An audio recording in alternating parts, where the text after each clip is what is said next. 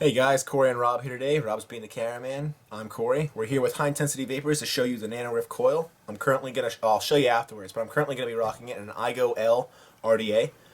We modified the air hole. It has a 1.5 millimeter air hole. Still not enough for the Nano Rift. So if my cloud's weak, I apologize. I'll go ahead and take one out of the Typhon. We made a coil that does give you about the vape production you get out of a 2.5 millimeter air hole. I'll show you the Typhon in a bit. I'm going to go ahead and show you how she vapes out of the 1.5 millimeter air hole.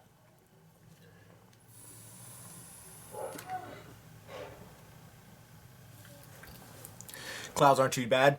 The Nano Rift is a super nano coil composed out of 28 gauge twisted Kenthal. With a twist, what it is you go ahead, you take a piece of Kenthal, you put it in half, and use a drill to go ahead and make them basically one piece of wire. It looks kind of like a weave or a piece of the silica wick. I'll go ahead and take you apart, let you go ahead and get a quick preview over, and then I'm going to go ahead and build you a coil.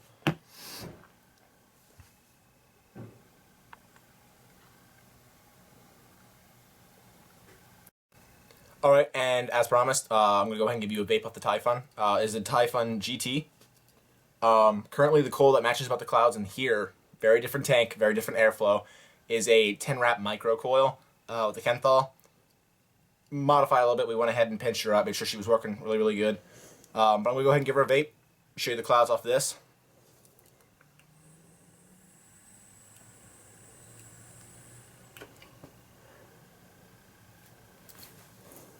And there you go.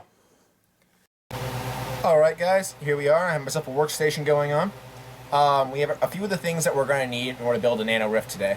One, I have my iGo L, an RDA.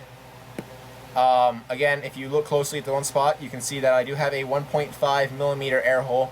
It does not come with that size air hole. We use the drill to make that. Be careful when you're modding your RDAs and whatnot. Most of them will not come with a warranty. You mess it up, it's on you.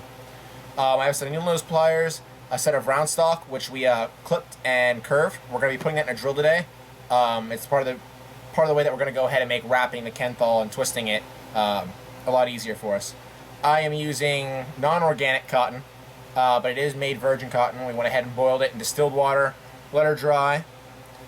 The 28 gauge Kenthal, we have ours, vapor wire. I use needle nose pliers. Again, if these don't work quite as well, I do go ahead and use the needle nose pliers and the tweezers.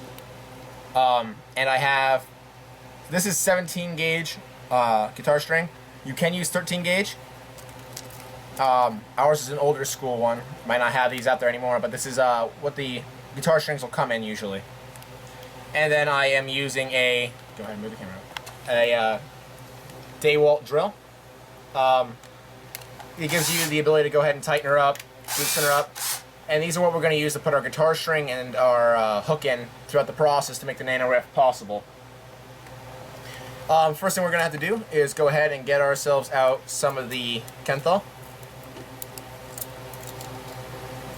Now I'm going to use a little bit of extra so I can go ahead and make sure I take my time today and give you guys the best picture we can.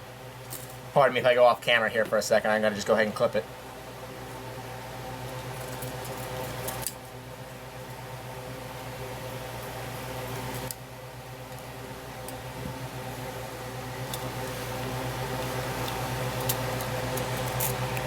Alright, let me get the Kenthal out of the way there for you.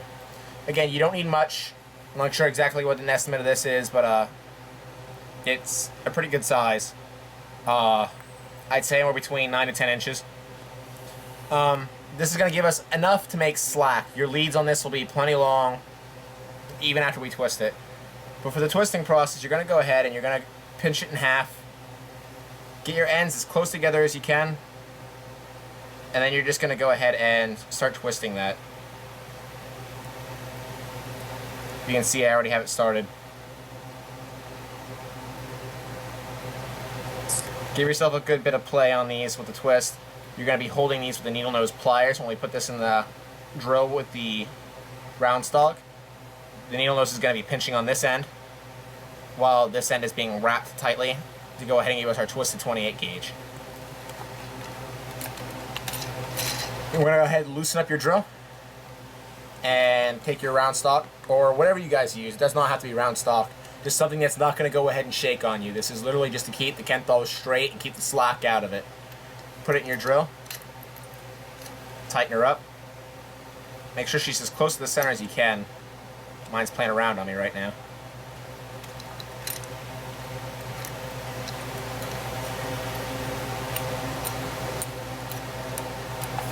Alright.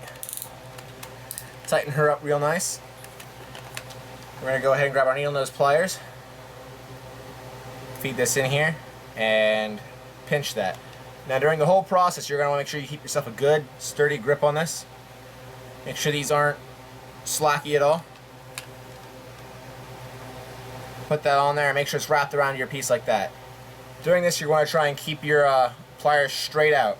And then you're going to want to make sure you have your drill in your slower setting. And you're just going to want to slowly start spinning this. You go too fast, you're going to get kinks, or you're going to break your Kenthal early, because the ending process of this, the way you're going to be able to tell it's done, is the Kenthal will actually snap itself once it hits a certain point. And once you get a good feel for it, you can speed it up a little bit. I'd still keep it on your slower setting, just give it a faster spin. The tighter it starts getting, the more you're going to want to slow down, so keep that in mind. And it does take a while.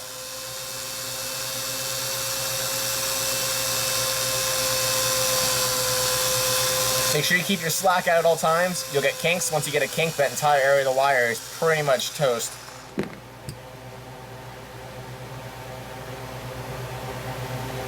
It's not my best twist, but she'll do for the day. I went a little too fast. She snapped early on me.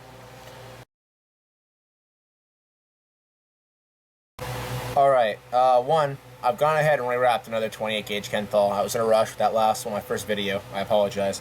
But the new one's higher quality. I did go ahead and set the drill ahead of time. The guitar string is in here. What you do is you want to make an L down here at the bottom. Having this on the outside gets rid of it from being in your workspace. And you want to go ahead and make sure this guitar string, when you tighten your drill, is straight out the middle here. And that's going to keep your guitar string from finding its way into any awkward positions and distorting your coil while you're spinning the drill. Second, you want to make another L and put the rounded part of your L towards the outside here and leave that straight part in. You can kind of see, let me get it ready here for you, the Kenthal here coming out this end. And the twisted Kenthal is coming out the side here. What I'm going to do is I'm going to hold this against it this way, hold my thumbs down against it, and start to slowly spin the drill.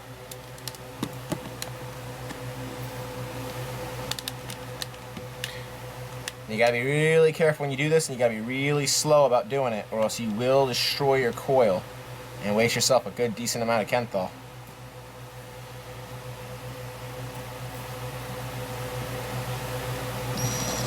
Now let me go ahead and make my drill spin the right way.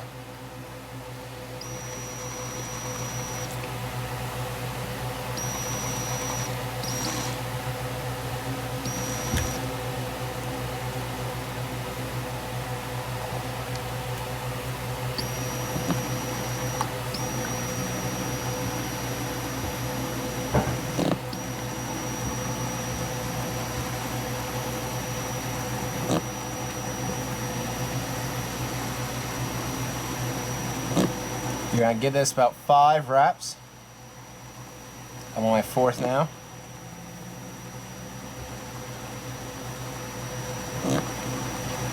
Finish this one off and I'll go ahead and make your color done. Wrap it a little bit past so you see your start for where you had your twisted 28 gauge Kenthal. That way when you let this go, the lead straightens out, and then when we straighten this next lead out, it'll go ahead and be heading in the same direction. Not all leads are going to be like that. You gotta make it sensitive towards your posts. Some posts make your leads go in opposite, some make them go the same direction. Mine is going to be the same direction. I'm going to go ahead and cut off cam, fix up my lead a little bit with the needle nose pliers, and we'll go ahead and get her installed. Alright guys, I have my RDA off. I have my Nano Rift off the guitar string. And I lied, this is a 7 wrap Nano Rift. It's supposed to be 5. That includes the final wraps for the leads. We're going to roll with this one right now. I don't have all the extra supplies to go ahead and make any new ones. We're going to go ahead and hook her up, get our leads on. So I'm going to start off with my positive lead. I installed the coil. I was having some issues with the leads. It was not working for me at all. But we have her installed. We have her installed on a Nemesis mod. It's a clone. It's by Mama Zanny. I'm going to go ahead and start heating her up. If you can see, she already starts to heat from the center of the coil going outwards. That's what you want on a coil like these. It gets that spot that has the most juice to it, whatnot, right off the bat. And the wick will not run through this. With a Super Nano, we're going to go ahead and put the wick all around it, but we're not going to let it go directly through the coil. So again, I'm going to go ahead and heat her up a few times, give her a few pinches, just tidy her up a bit. She gets hot quick. Again, like I said, the coil is going to be very low ohm. The 5 wrap one that I have built, what you see later on in the video, in the store is a 0.06 ohm dual coil build. Very, very hot, very, very quick. And even with a mod like this that's running an 18650 battery, she gets really hot. And you have to be careful with your sub-ohms. If you don't have the right equipment, you're endangering yourself, you're endangering others around you who you let vape off your machine. Sub-ohm requires good batteries. My personal suggestion off this is get a mod that can handle a Sony VTC4 or above. The battery in here still gets really, really hot, really, really quick, but the vape you're going to get off these is really, really good.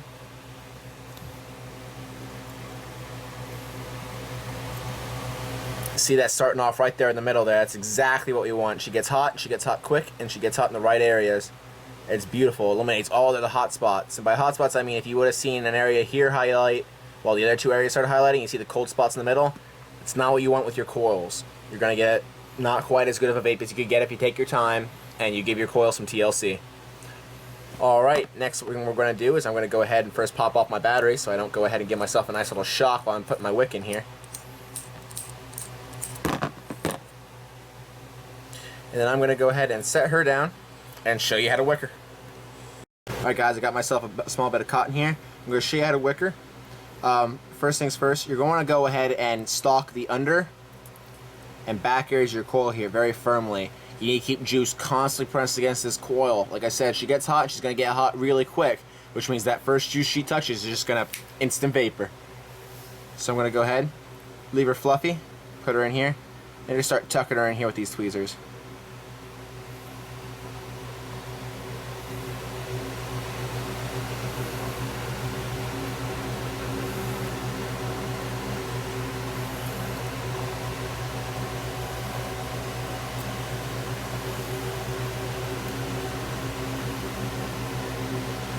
Making your cloud underneath that coil very thick is going to be pretty key to this.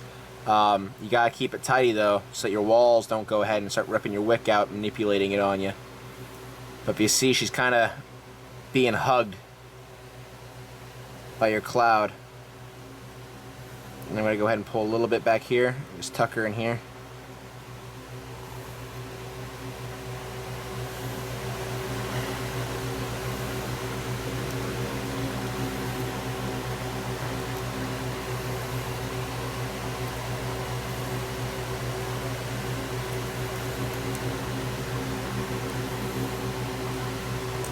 Alright, I'm going to go ahead and add some juice to her. Give her some saturation.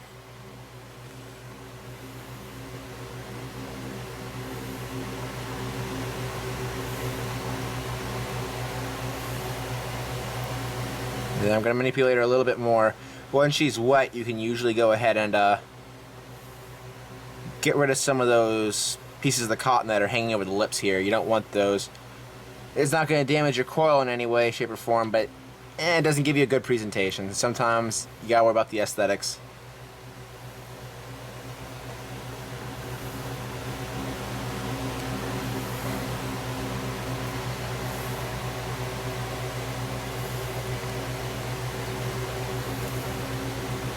Alright, she's looking pretty saturated. I'm gonna go ahead and slip in my battery, and then I'll go ahead and show you how she's hitting off of a brand new build. Alright, we have the batteries back in. We have our coil built. I have her all juiced up. Plenty of juice in there. In fact, I probably put a little too much. But I'm going to show you how she's pumping out the vapor right now. Then I'm going to go ahead and put on my mouthpiece, take a vape for you. Go ahead and tell you kind of what she's all about. Some of the things you're going to need to know a little bit more about the coil. And then I'm going to go ahead and show you some video from the shop. But anyway, here she's going. Again, Nemesis clone, running an 18650 battery, Nano Rift.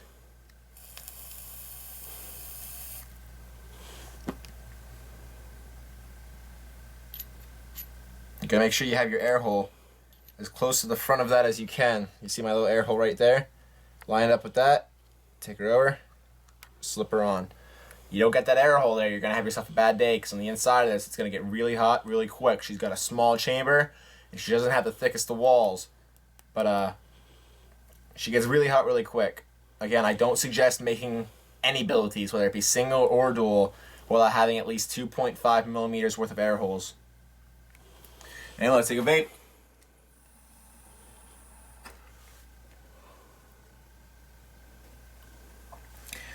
It gets really hot really quick. The throw hit on it out of this is kind of harsh. I tried one out of a steam turbine. They have a lot more airflow to them. It's a Genesis style. I don't recommend it for Genesis styles, but she was a lot cooler.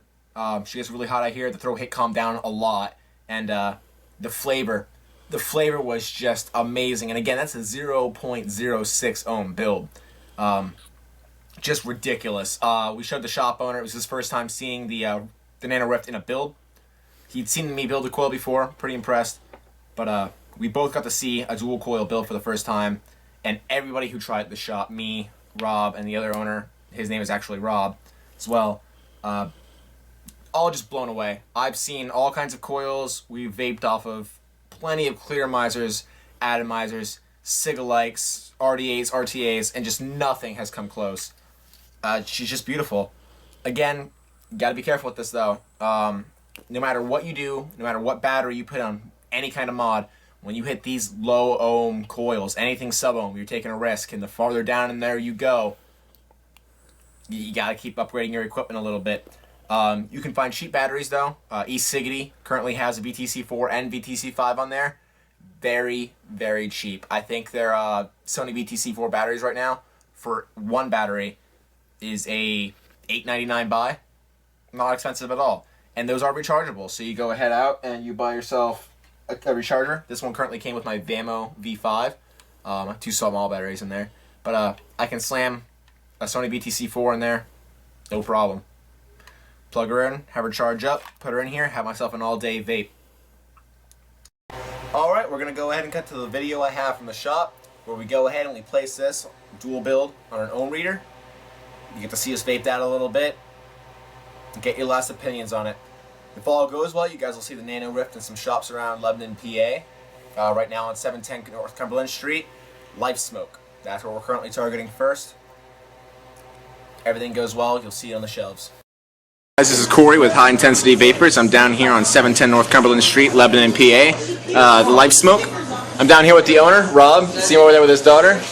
And we just got done building a dual Nano Rift. I'll have the video up for that shortly. But a dual Nano Rift coil system on a steam turbine. And if you actually see that, the ohm count is 0.06 ohms. We're going to go ahead and set it up and prepare to fire it off. Firing the dual Nano Rift on a steam turbine on a 0.06 ohm build.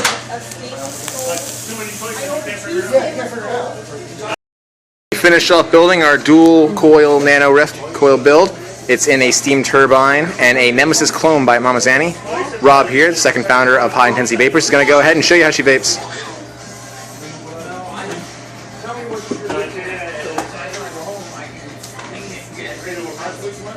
Flavor's amazing.